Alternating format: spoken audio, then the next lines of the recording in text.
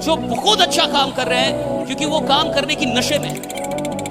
और सफलता एक नशा है, दीवानगी है, अमीरी एक दीवानगी है। अगर आप अमीर बनने के लिए अपने अंदर दीवानगी नहीं पैदा कर पाए हैं, जुनून नहीं पैदा कर पाए हैं, तो पैसा कभी नहीं आएगा आपके पास, शांति आएगी, शांति आएगी। और भारत में सिर्फ शांति ही क्या लेके आए थे, क्या लेके आए? आत्मा। और मुझे लगता है ये तब बोलना चाहिए था जब अकाउंट में 5 करोड़ रुपया हो कि मैं पैदल इसलिए चल रहा